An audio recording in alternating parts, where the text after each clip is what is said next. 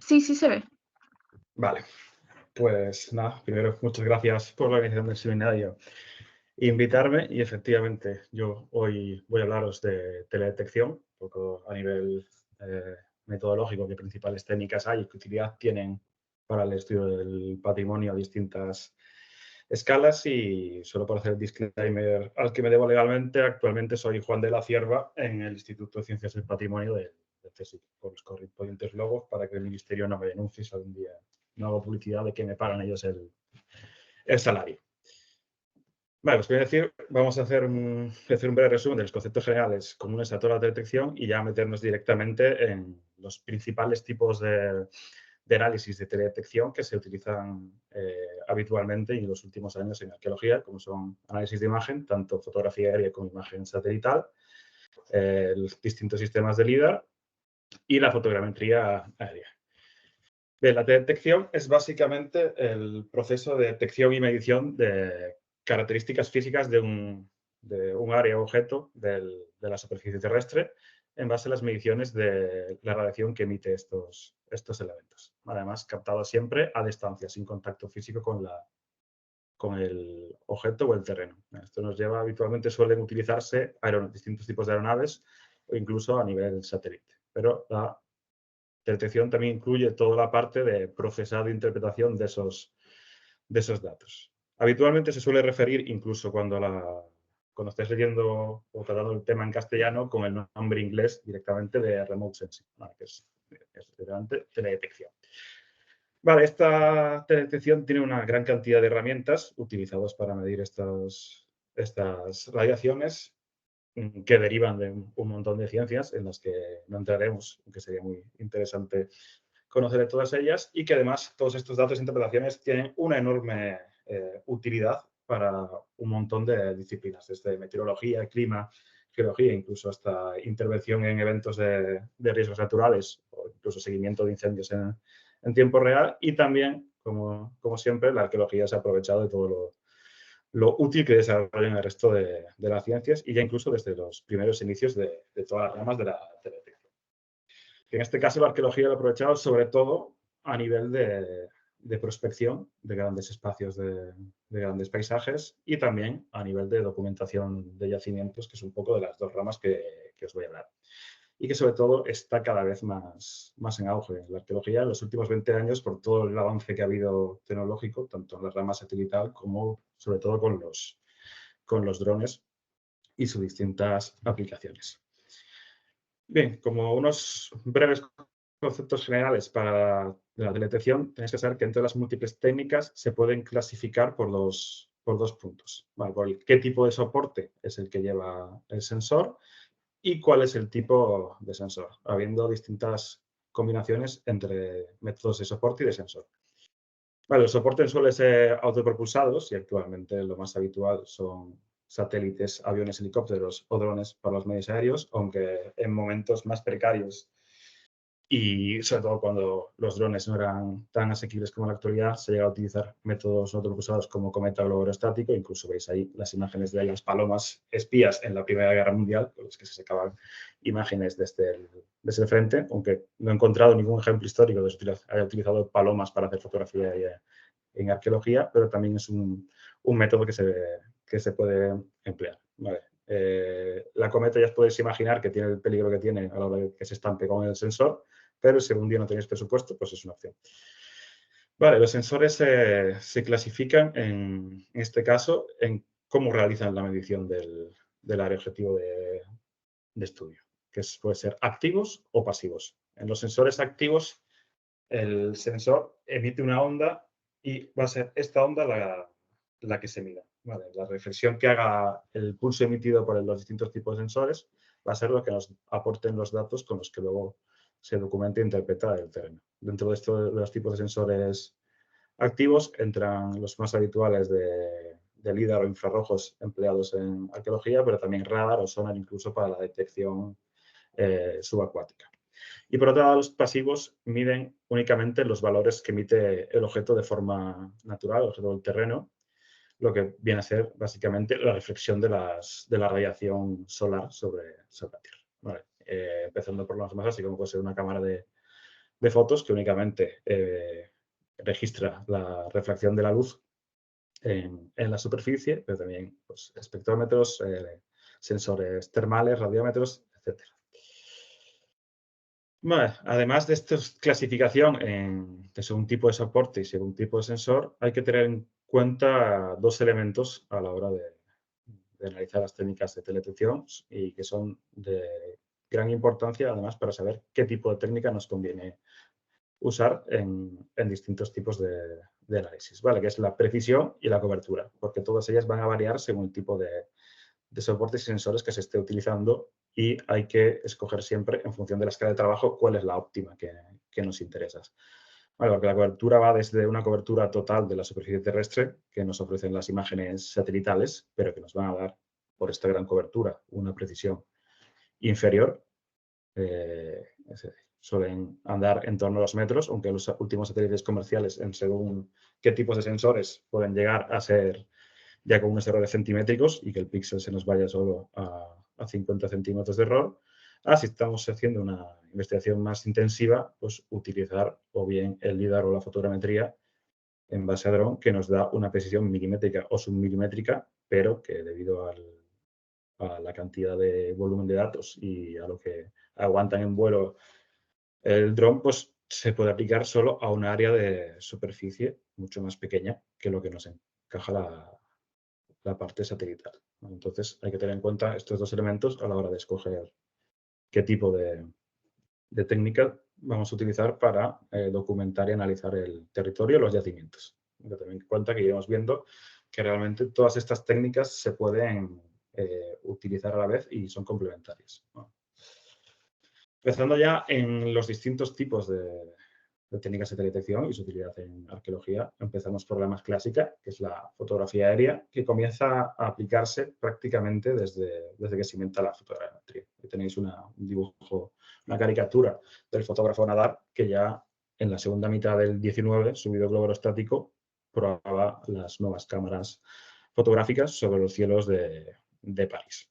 Vale, pero evidentemente la fotografía aérea va a tener sobre todo un auge cuando ya se inventa el aeroplano y ya desde la Primera Guerra Mundial se utiliza de forma exhaustiva para vuelos aéreos que van a ser la base de la cartografía. Ahí ves el pedazo cámara que lleva ese operador de avión. Y ya desde los años 20 y 30 podemos encontrar ejemplos de cómo esta fotografía aérea se utiliza en arqueología, sobre todo siempre ligado a quien en ese momento podía permitírselo, que solían ser arqueólogos que estaban dentro del ejército, de los ejércitos de las distintas potencias coloniales del momento. Ya el boom auténtico de la fotografía aérea como método de detección en arqueología se da a partir de los años 60, cuando se hacen bastante más vuelos. Los vuelos se hacen bastante más baratos y alquilar una avioneta para hacer las fotos. Y se hacen fotografías tanto oblicuas como ortogonales de distintas superficies de terreno en busca de anomalías. Anomalías en el paisaje que permitan interpretar que existen en ese punto distintos tipos de restos arqueológicos, incluso trazar planimetrías. Bueno, el ejemplo que os pongo ahí es una de las anomalías más habituales que se buscan con la fotografía aérea, que son las marcas en los cultivos, ¿no? Las crop marks, que ahí el crecimiento diferencial que se producen en los distintos tipos de cultivos, según haya estructuras positivas o negativas bajo el suelo, pues puede verse, sobre todo en fotografías oblicuas con distintos tipos de luz rasante, y que remarcan pues, la posible existencia de este tipo de estructuras. Bueno, tenéis aquí ejemplos de Francia y de Gales. Esto habitualmente funciona mucho mejor en zonas con más contrastes de verdor, pero últimamente, y en esto el cambio climático nos ayuda, las grandes sequías acentúan enormemente estas marcas en los cultivos, así que los veranos sin lluvia son bastante buenos para identificar este tipo de anomalías. Bueno, voy a hablar siempre de anomalías y no tanto de elementos arqueológicos, porque hay que tener en cuenta que, aunque los métodos de teledetección y documentación van avanzando cada vez más y son de mayor precisión, realmente hasta que se va al terreno y se comprueba que lo que has visto en la imagen satelital, en la ortofoto del vuelo aéreo, es un resto arqueológico, no se puede confirmar con seguridad. Así que siempre tenéis que consultar y comprobar en campo que lo que se ve es realmente algo arqueológico y de interés. Vale, habitualmente ya se usa prácticamente para toda la fotografía aérea, sobre todo porque cada país del norte global tiene distintos servicios topográficos que ya comparten todos los vuelos, prácticamente todos, en acceso abierto.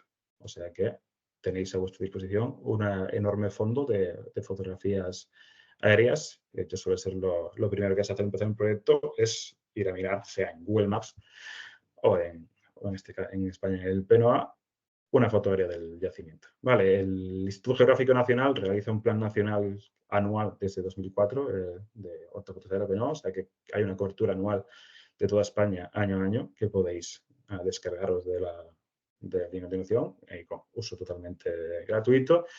Pero además, en España tenemos la suerte de que el Instituto Geográfico Nacional ya ha digitalizado y puesto a disposición de todo el público toda la serie de vuelos históricos que tenemos del territorio español en su totalidad o en parte. Aquí tenéis toda la lista de vuelos que se han hecho, desde el primero en la zona de Murcia por parte de Ruiz de Alda, y que podéis descargar, además, referenciados desde el Instituto Geográfico Nacional.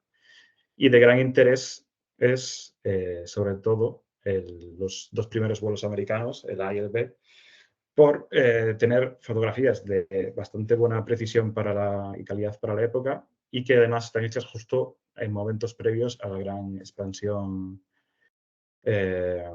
urbanística y los cambios industriales que también afectan al rural, que se producen a partir de los años 60, por lo que es muy útil para ver el estado de los yacimientos previo a esa transformación del país, incluso de aquellos desaparecidos. Bueno, pero sí que pues, ahí tenéis una fuente muy valiosa para hacer un seguimiento de qué cambios se producen en los yacimientos. Por otra parte, la imagen satelital se inicia de forma más tardía, en los años 70, cuando Estados Unidos lanza su programa Landsat, que son los primeros satélites que tienen una intención puramente científica, aunque ya hay precedentes en los años 60 de un programa espía de la CIA de satélites Corona, que básicamente son casi más un globo flotando por los puntos más altos de la estratosfera con una cámara colgada que luego tenían que recoger cuando caían y revelar, era de carrete las primeras imágenes del programa, pero que tiene como siendo un programa espía, tiene una precisión bastante interesante. Lo malo del Corona están desclasificados, pero no son gratuitos. Si os interesa, tenéis que pagar tarifas de revelado, que creo que son unos $60 por carrete, si no me equivoco, pero son una fuente bastante interesante de información, sobre todo en aquellos puntos en los que países intermedias de la Guerra Fría, en los que no hay en ese momento ni vuelos de reconocimiento por parte de ningún país, o sea que hay un momento. Pero realmente en arqueología no comenzamos a aplicar estas imágenes satelitales, que son muy útiles para otros estudios de la Tierra, hasta inicios de los 2000, cuando ya mejora bastante la resolución espacial de los sensores de los satélites y empiezan a aparecer softwares comerciales como Google Earth, en los que es bastante fácil visualizar y interpretar el paisaje y buscar restos arqueológicos. Y desde entonces, pues cada 2 meses, alguien supuestamente desde su casa encuentra una pirámide nueva en maya en mitad de la selva, aunque la mitad de las veces no hay. Vale, los únicos casos previos de utilización arqueológica de satélites que veréis antes de los 2000 son básicamente en zonas en las que no hay imágenes aéreas disponibles, ¿vale? Sobre todo en partes del sur global de África, Asia, Oceanía, en los que no había otra cosa que recurrir que no fuese la imagen satelital. Vale, los satélites han ido evolucionando de forma bastante rápida, los sensores también, y de los primeros del Landsat, que tenían una resolución espacial en la que cada píxel eran 100 metros de distancia, lo que nos resulta muy útil a la hora del estudio arqueológico, como os podréis imaginar, pues ya han ido evolucionando de forma muy rápida hasta toparnos ya con algunos que tienen una precisión de menos de 1 metro. Vale, lamentablemente los de menos de 1 metro son, como decía, el QuickBear o el GeoEye, son todos satélites comerciales de empresas que os cobran por descargar este tipo de datos, por lo que ahí ya tienen un cierto coste, aunque aún así los satélites que ahora vemos de acceso abierto también han ido mejorando bastante. Vale, la ventaja que tiene sobre la fotografía aérea convencional, además de que su cobertura, como ya digo, es total y cubre toda la Tierra, es que siempre todos los sensores que montan los satélites son multiespectrales y van más allá del espectro de luz visible que suelen llevar los vuelos actuales de fotografía aérea, que son únicamente, pues eso, una cámara de fotos sin más. Así que los satélites van a captar bandas de más allá del espectro visible que permiten con distintos tipos de visualizaciones pues ir revelando mejor las posibles anomalías en el terreno. Bueno, como veis ahí en ese ejemplo de cómo se ve un parcelario previo al actual en los campos en las proximidades de Stonehenge, utilizando distintos tipos de combinaciones de bandas multiespectrales. Vale, de estos existen dentro de imágenes satelitales, existen distintos índices ya estandarizados, combinando las distintas bandas que pueden ser también de utilidad en arqueología a la hora de identificar este tipo de anomalías, como puede ser el crecimiento diferencial de vegetación por índices, ¿vale? Pues acá que un rango de dónde está más alta, dónde está más baja, y se puede ver puntos, incluso diferencias en el agua superficial por la refracción de rayos, que puede ser también útil a nivel de paisaje para el estudio de regadíos históricos y ver qué zonas están irrigadas y qué no. Buscar vegetación en zona árida, buscar oasis y también incluso, aunque esto ya sea de aplicación sobre todo más a nivel de catástrofes y emergencias, pues ver en directo qué puntos del territorio están ardiendo o han ardido en breves. Vale, los más interesantes, como ya digo, tener todos los datos en acceso abierto disponibles, son el programa estadounidense, el Landsat, y el Copernicus, el europeo. El Landsat eh, está impulsado por el Servicio Geológico del Gobierno de Estados Unidos y operado por la NASA, evidentemente.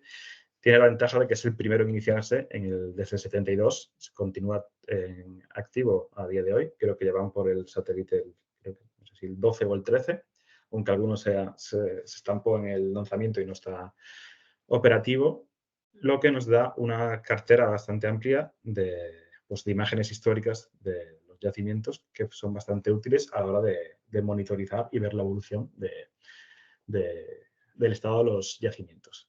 Actualmente los satélites que tienen más modernos en funcionamiento ya tienen 8 bandas y una resolución temporal de 16 días. Es decir, cada 16 días el satélite va a volver a pasar por encima del mismo punto.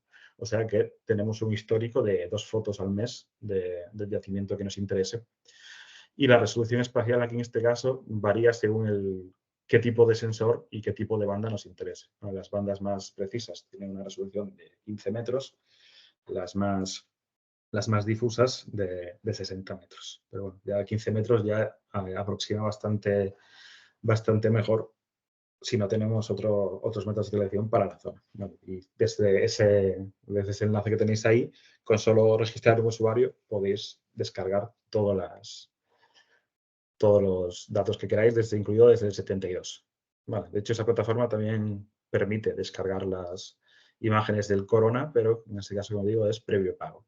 Por otra parte, tenemos el Copernicus, que está gestionado por la Agencia Espacial Europea y que incluye parte de las iniciativas previas de distintos países de la Unión Europea a nivel espacial y que en este caso es bastante más reciente. Se lanzaron los primeros satélites Sentinel en 2014 y aunque no tenemos tan buena histórico de imágenes, ya al ser más reciente ya empezó con mejor resolución. ¿Vale? Tiene 12 bandas a nivel multiespectral y la resolución temporal varía según el tipo de satélite. Algunos pasan una vez al mes, más o menos, 27 días, pero hay otras en órbita que cada hora y media, cada 100 minutos, está pasando también por el mismo punto.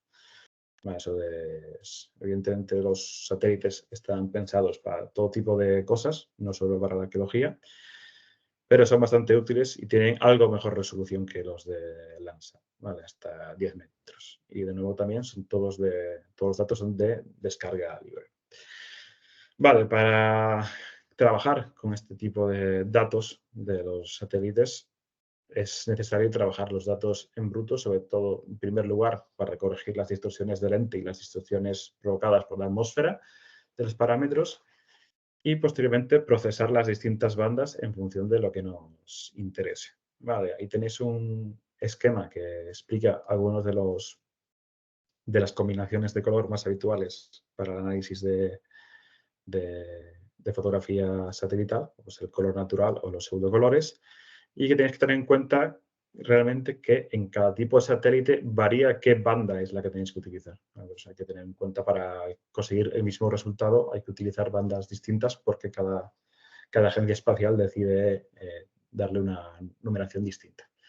Vale, para esto hay software específico, desde plugins para trabajar directamente en SIG o programas, y aquí os recomiendo que le echéis un vistazo si os interesa al Snap, que es básicamente para el Sentinel de programa con Copernicus, pero se puede utilizar para otro tipo de herramientas, sobre todo porque es gratuito y además es proporcionada por la ESA, tiene, por la Agencia Espacial Europea, tiene bastantes tutoriales y videotutoriales si queréis toquetear el manejo básico.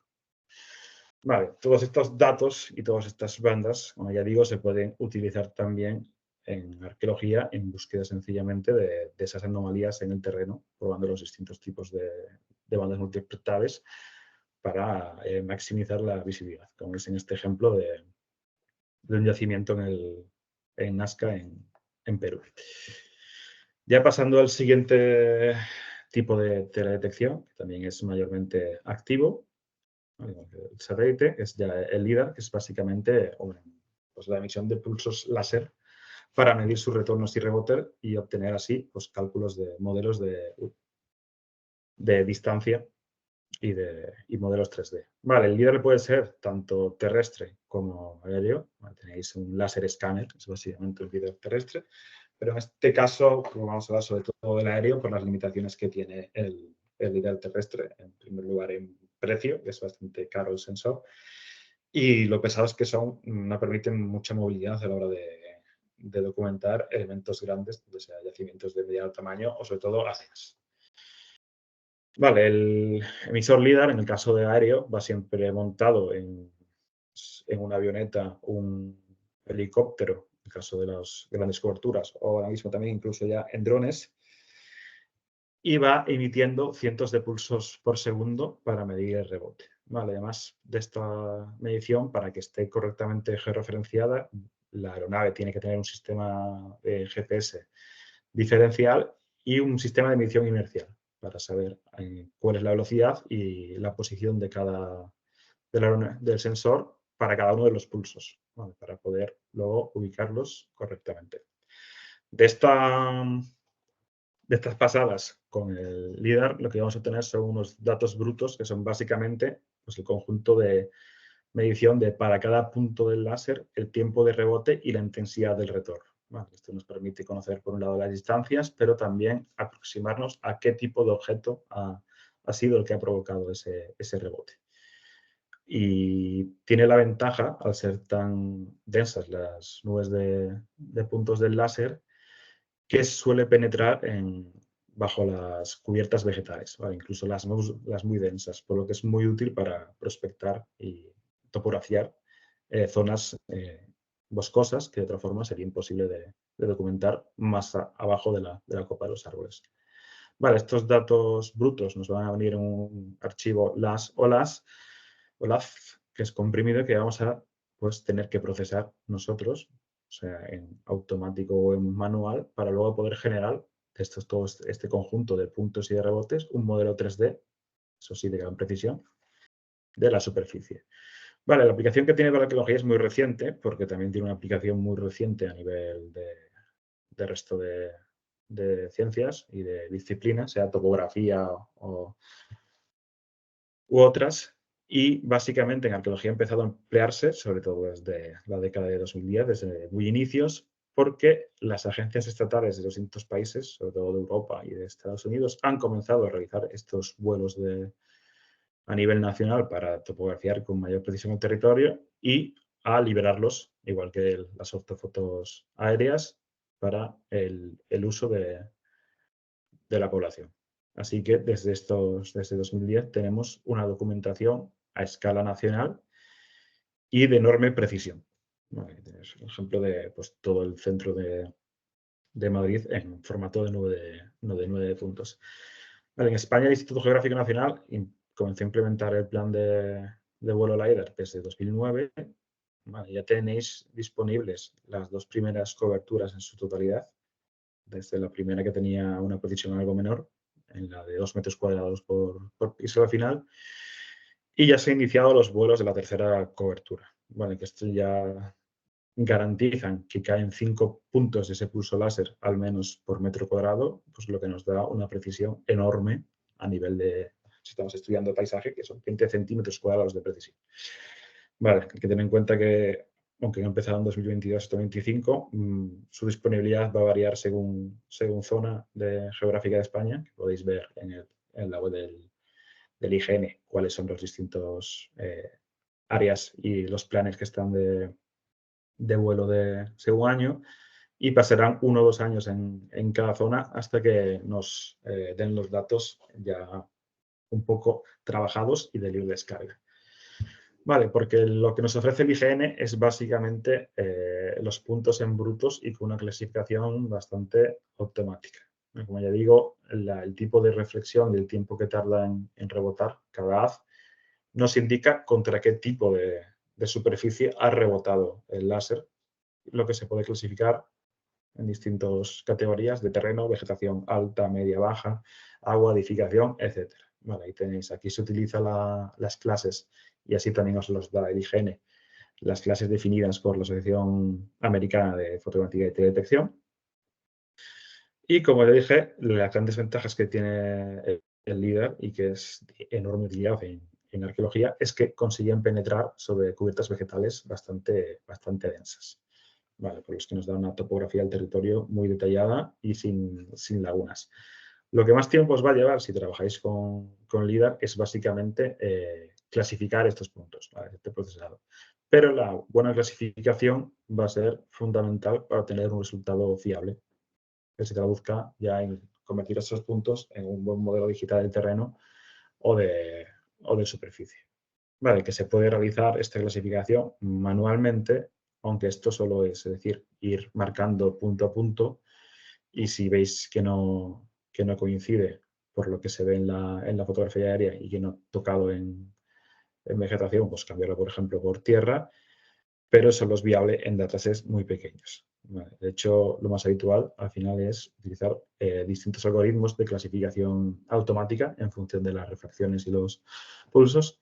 Y en este paso de la clasificación, cada vez está teniendo un mayor papel el desarrollo de la inteligencia artificial para trabajar con enormes conjuntos de datos cada vez mayores y de forma más rápida. Vale, por ejemplo, ahí tenéis un ejemplo del Castillejo de Orgio, en Alpujarra, en el que realicé durante mi tesis doctoral una clasificación manual como ejemplo para comprobar que con el LiDAR del IGN, vale, el Castillejo estaría aquí en la pared central, podéis ver que en el centro hay una enorme cantidad de puntos verdes que están marcados como distinto tipo de vegetación, pero que realmente comprobando la ortofoto es una clasificación errónea y mayormente son puntos de terreno y no de vegetación.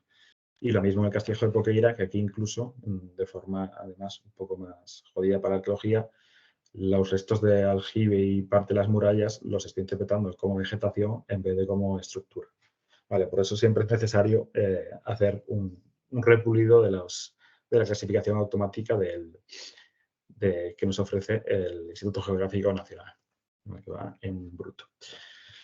Vale, el principal producto que luego utilizamos en arqueología de este LiDAR es, como digo, los modelos digitales derivados de los puntos de LiDAR. Básicamente son archivos en formato imagen, archivos raster, en el que cada píxel, además de sus coordenadas geográficas, tiene como valor la cota del terreno, por lo que obtenemos unos relieves mucho más precisos que nos permiten, sobre todo, ver anomalías, ¿vale? Seguir encontrando restos arqueológicos, y también son la base fundamental para una gran cantidad de análisis espaciales, ¿vale? Luego utilizados en SIG. Normalmente es lo más interesante y lo que nos facilita el LiDAR es directamente obtener el modelo digital del terreno, que es la superficie pura, sin ningún tipo de edificación actual o vegetación.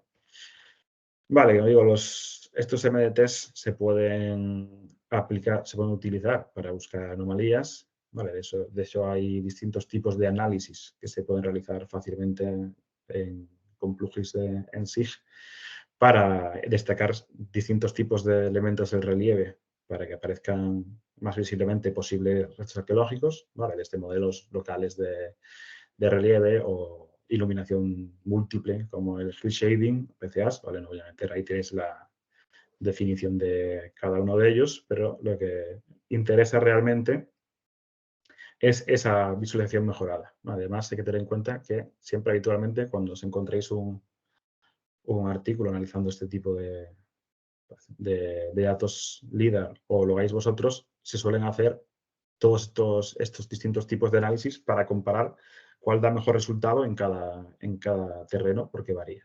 Vale, tenéis un ejemplo de distintos tipos de visualización en Órgiva de nuevo, o en este caso, por ejemplo, ya en Suecia, en un campo de túmulos vikingo, creo que del siglo VIII, si no me recuerdo, en que tenéis 4 tipos de mejora de visualización a partir del MDT de LIDAR y en que se ve en unos mejor que otros, con bastante claridad en general, incluso en el ASO, os fijáis, se ve incluso hasta los conatos de vibración de los túmulos, ¿no? Por parte de furtivos. Y bueno, por otra parte, digo, aparte, pues todo el MNT que es de utilidad para distintos tipos de análisis. Últimamente, en arqueología se está aplicando cada vez más la utilización de sensores LIDAR de mayor precisión porque se hacen pasadas a bastante menor altura y más intensivas, a diferencia de las que nos ofrece el IGN, que tiene una densidad de puntos tan bajos porque tienen que cubrir en un tiempo razonable toda la superficie del estado. Y en este caso se está empezando a utilizar sensores LIDAR montados en drones, ¿vale? Que han abaratado relativamente sus costes, aunque este caso que os traigo es un ejemplo que realizamos en el laboratorio en colaboración con un instituto local, y el cacharro, el dron más el sensor, ronda en torno a unos 35.000, 40.000 euros, ¿vale? Porque el dron ya tiene que ser medianamente potente y tener un GPS diferencial incorporado, como ya vimos, y los sensores son aún caros.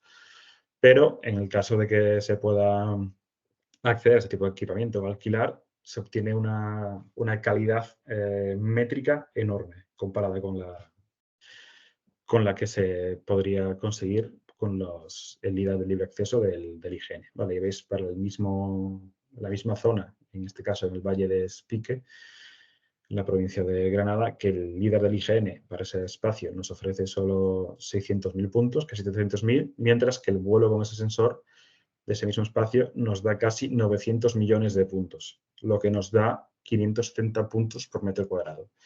¿Vale? Que es una precisión brutal y que, en cambio, nos complica un poco toda la parte de procesado de esos puntos y clasificación, que obviamente, siendo 900 millones, va a tener que ser sí o sí automática.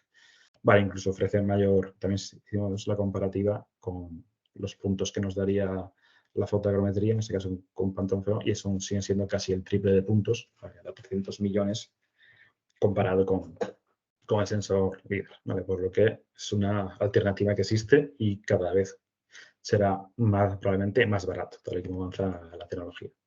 Vale, a ver, eso, además de detectar anomalías, los MT que sacamos del LIDAR de gran precisión son la base más útil para la mayor parte de análisis espaciales que se emplean en arqueología espacial o arqueología del paisaje. Vamos a ver los distintos tipos de análisis visual, análisis de coste, análisis de visibilidad. Todos ellos requieren que se utilice como base un modelo digital del terreno. Por tanto, cuanta más precisión tenga este modelo, más fiables van a ser los resultados que nos den los análisis. Y ya, el último método de teledetección, de documentación tanto de paisaje como de yacimientos, es la fotogrametría. Aquí tenéis la definición del libro de la Sociedad Americana de Fotogrametría, bastante completo, pero básicamente consiste en hacer un modelo tridimensional con datos reales de medidas y también de textura, a partir de la toma de una serie de fotografías con solap entre sí. ¿vale? Con solape, a nivel, se puede aplicar tanto a nivel yacimiento como también a nivel objeto arqueológico, ¿vale? Igual que en el caso del IDAN. Y es una técnica que está cada vez también, desde la década pasada, más de moda en arqueología por su gran utilidad a nivel de investigación y también como los productos que ofrecen para la difusión, ¿vale? Porque al final es bastante rápida, barata y sencilla. La fotogrametría tiene una historia bastante larga, la que no voy a meter, pero ya empieza prácticamente cuando se inventa la fotografía, las primeras fotogrametrías totalmente analógicas, en las que se intenta corregir las distorsiones de las lentes de las cámaras, son ya de la segunda mitad del 19 y además ya tenían precisiones bastante altas, pero sobre todo la revolución para la arqueología y el patrimonio viene en la era que estamos actualmente, que se conoce como fotogrametría digital, en la que por un lado las cámaras digitales permiten obviar las calibraciones previas de la lente, porque cada fotografía, cada píxel de esa fotografía va a tener como metadatos distintos parámetros de apertura del diafragma y del tipo de lente y de distorsión, por lo que es fácilmente corregible ya en el momento del procesado. Y también porque lo que se conoce como computarización visual, la informática de visualización, ha evolucionado, ha generado algoritmos que permiten realizar todo el proceso de corrección, distorsión y emparejamiento de imágenes de forma totalmente automática, sin que haya que echarse unas cuantas horas y meses, como en décadas previas, para realizar este tipo de elementos, ¿vale? El método que se conoce de fotogrametría Structure from Motion, ¿vale? SFM. O sea que esto ha abaratado enormemente los costos, es mucho más rápido, hace falta mucha menos formación por parte del arqueólogo y toda la variedad de elementos que se obtienen de modelos de ortofotos, cartografía digital, pues ha hecho que tenga una enorme difusión en la actualidad y cada vez se emplee de forma más habitual tanto en excavaciones como en laboratorio. Vale, como digo, los software de Structure from Motion de SFM ya calculan automáticamente los pares coincidentes de las fotos y la posición de las cámaras para realizar la reconstrucción 3D del elemento que se haya documentado con una gran calidad. Vale, el requisito mínimo cuando veis un modelo fotogramétrico es que hay un solape entre fotografías del 60%. ¿Vale? Si no aparece el mismo elemento, mínimo 2 imágenes de la captura no va a salir en el modelo. Idealmente, pues con una sola misma cámara y sin tocar el zoom, aunque los software van mejorando y cada vez más y se puede combinar imágenes de distintos zoom, distintas cámaras. Vale, el caso que nos ocupa de fotogrametría de campo, hay que tener en cuenta en primer lugar qué es lo que se va a documentar, sobre todo el tamaño, porque la técnica es versátil y permite desde documentar un pequeño sondeo, como es a la izquierda, que se puede hacer sencillamente con la cámara fotográfica a pie, hasta yacimientos o buenas extensiones de paisaje que con la ayuda de un dron también se puede realizar de forma bastante rápida y sencilla. Vale, el problema que tenéis en campo va a ser siempre, al ser fotografías, las luces y las sombras, siendo lo ideal que toda la luz sea homogénea en toda la escena y clara y difusa, sin estar las fotos muy sobreexpuestas o muy oscuras, ¿vale? Para que salga el modelo lo ideal posible. Pero como son de campo, pues las condiciones muchas veces son las que son y no se puede cambiar. Vale, la ventaja de usar la fotografía con un dron volando a baja o media altitud, normalmente entre 20 y 50 metros.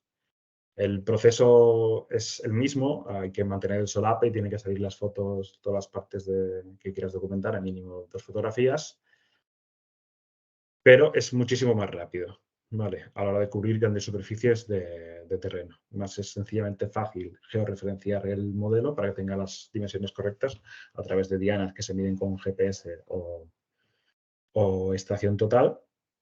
Y el dron pues se vuela manual o muchas veces también en modo automático para ahorrar tiempo y maximizar la calidad del modelo con un vuelo programado a partir de eh, distintos tipos de programas. Vale, las ventajas que tiene la fotogrametría aérea y que cada vez se usan más es que el coste es cada vez menor porque los drones son cada vez más baratos. A día de hoy, por menos de 2.000 euros, te puedes encontrar drones con una enorme calidad en cuanto a la cámara.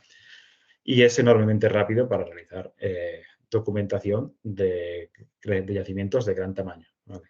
Hasta sin que de forma que te van a utilizar fotogrametría terrestre o levantamiento topográfico tradicional, igual lo que tardarías una semana, literalmente en 45 minutos de vuelo está hecho, ¿vale? En campo. Luego en el laboratorio lleva algo más de tiempo. Vale, el inconveniente que tiene la parte aérea es que es un poco, al estar más lejos la fotografía, es un poco peor el modelo.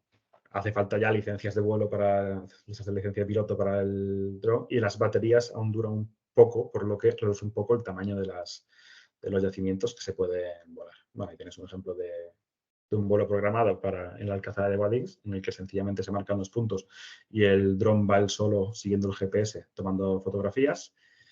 Y estos vuelos programados en cenital hay que siempre complementarlos con fotos en oblicuo, en modo manual, de aquello que queramos documentar con más detalle. Normalmente estructuras arqueológicas, o si la orografía es muy compleja, hay que, pues, las laderas del cerro. Vale, como ya he mencionado, hace falta algún tipo de apoyo topográfico de medida para poder escalar correctamente el modelo, que idealmente son coordenadas absolutas para poder luego integrarlo en un SIG, pero que también puede trabajar perfectamente en coordenadas locales, ¿vale? En ese punto no hay problema. Todo lo que se gana en campo es verdad que lleva más tiempo realizar el procesado en el laboratorio.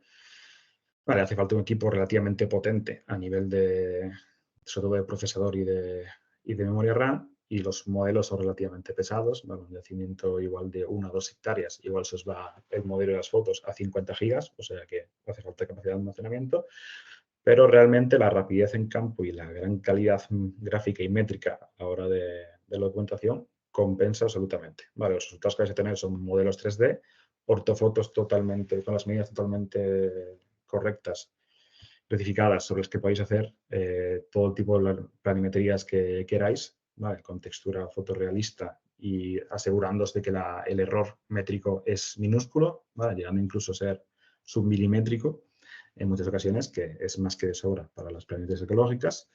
Y como está también georreferenciado, pues ya podéis jugar incluso a meteros dentro de un sistema de información geográfica para hacer las planimetrías y conjuntarlo con todo otro tipo de información que tengáis sobre los restos arqueológicos, de alfanumérica, gráfica. En este caso es un ejemplo de estratigrafía muraria, pero puede ser también de estratigrafía del yacimiento en sí. Y además de las ortofotos, pues también nos genera de nuevo modelos de superficie que podéis sacarle utilidad si queréis realizar análisis espaciales con bastante precisión.